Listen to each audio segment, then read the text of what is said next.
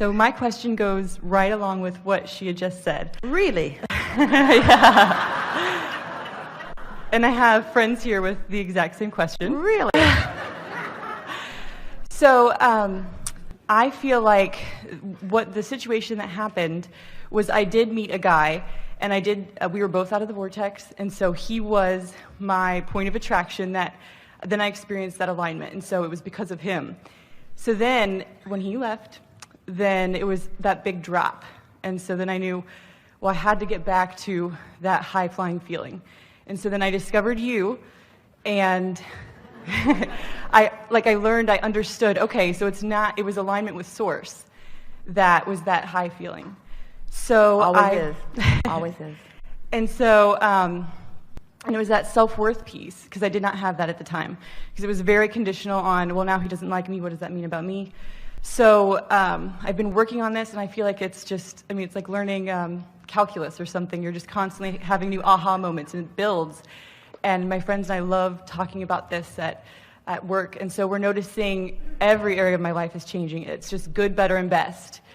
So, I'm very fulfilled, and, I just feel like I can't even cry anymore about some things, because then I feel like, well, that's just, self-pity in some of those times, and I just don't feel that anymore. I feel worthy. So then the question is, can that one person come back if I've done all this? Yes. And the way to accomplish that is by not using that person as your reason for feeling good. Just getting to that general place, and we can feel that you're there because you used words like worthy, sense of value. So now that you're there, once you're there, now, like Esther at the pool, she was already there, and then she turned her attention to beautiful things and focused upon those positive aspects. And in doing so, activated those positive aspects within herself. Now, the reason that this is powerful is that when you are tuned in, tapped in, turned on like that, so you're actually experiencing life through the eyes of Source, through the vantage point of Source, and then you turn your attention to someone who you're appreciating.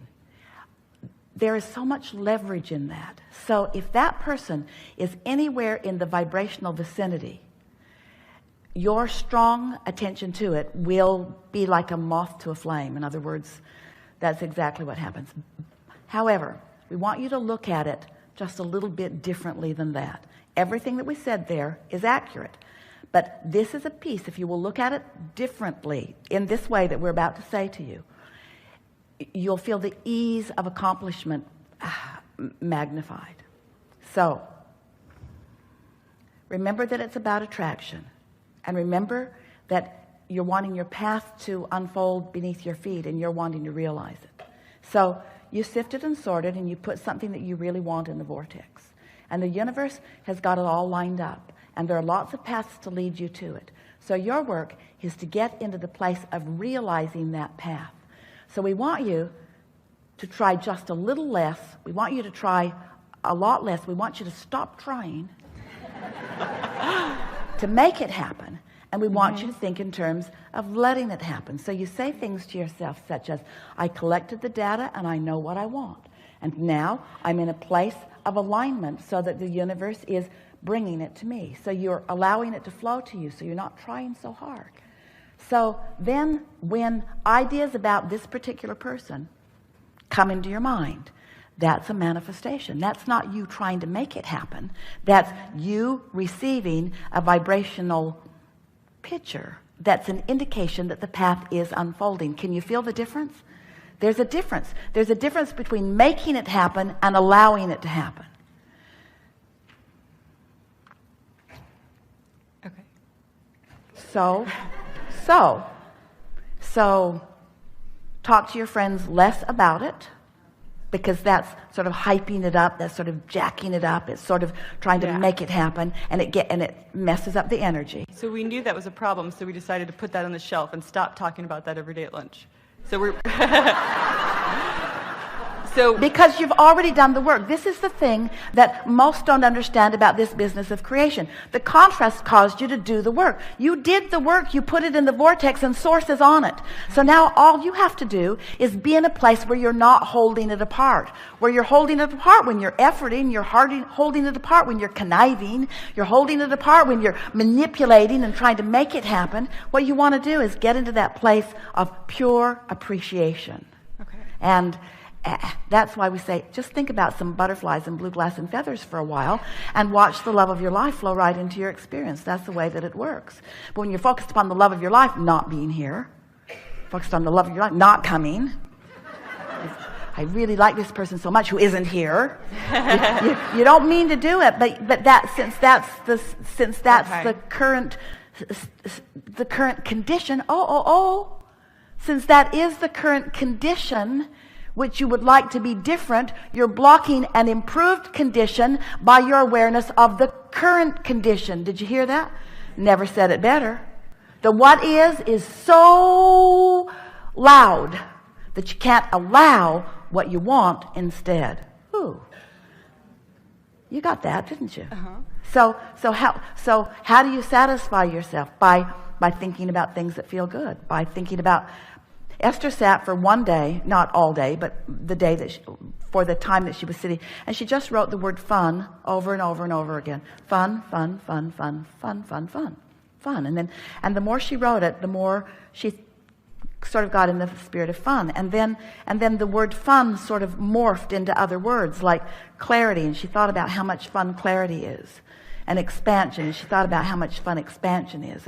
And so she was just writing these words that, and it almost to action-oriented, to getting in and getting it done perspectives, that doesn't feel like really accomplishing anything. But what it was accomplishing is she was creating a vibrational atmosphere that made her conducive to the reception of impulses and ideas, you see. So the thing that you think that you're doing to make things happen, you want to occur to you. You don't want to go after them. If we can get this point across in a way that you can feel it, your path, you're not looking for your path. Your path is beneath your feet. You're just wanting to know when to step on it. It's the impulse. It's coming to you. Everything that you want is coming to you. You just want to be in the vibrational place of recognizing it when it comes. Does that make sense? Mm-hmm. Oh, you're going to have so much fun over the next few days because so much has activated within you that's new. And so many things are in your vortex and ready to pop. And just the conversation that we've had together today has put you in a different vibrational stance so that you have a different relationship with so many things that are in your vortex. It's going to be a wild and wonderful week. Watch and see. Any more? Well, it's interesting that you brought up the blue glass story because we have, so we knew that we needed to get off the subject, and I knew I needed to stop taking my own action in this situation. So we have started playing the game that you had talked about, let's think of something to manifest and then watch it come. So we find a lot of fun in that. And like today, the one that she gave me was dove, and then a little bit later I looked down at my necklace, oh, there's a dove on it. And so it's like, it's fun just to see it come just like that. So I understood from I think what you said before of then have fun in my area. So I said, okay, well, I'm done trying, and then the guy who comes is going to have to be... Can you feel how your area feels different now than it did before? Mm-hmm. In other words, my project... So I had said, okay, it's going to have to be the UPS man that comes to my door because I'm done trying. And then a very cute guy moved into my right and a very cute guy above.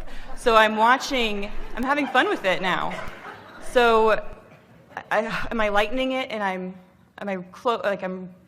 feel I'm on the brink. Am I getting close? We have 3 questions for you. Okay. Why do you want it now? Why do I want it to manifest right We don't now? need an answer. We just want to put that question out. And the next question is, are you having fun in the process? Yes, I'm learning to. Because if you're having fun in the process, don't you hope he never comes? Now wait just a little bit. Yeah. There's really something in there. There's really something in there, because the process is really fun. And once somebody shows up, you're sort of done. That, exactly. So don't you sort of want to savor the process for a little while? We've asked that too. That was our last question. It was, are we going to, we're having so much fun that are we going to let ourselves land, or are we just going to keep Well, what happens going? is you have fun in the process, and then someone comes, and then the evolution continues with the two of you. You just discover deeper depths and broader expansiveness and more deliciousness in one another. In other words, there's no end to what you can tap into one another once you begin looking through the eyes of Source. But you really want to get that conditional stuff out of the way first, because it stifles so many relationships. It sort of kills them in the very beginning. In the moment that you need a person to be a little bit different so that you can feel better, your relationship is already beginning to peter out.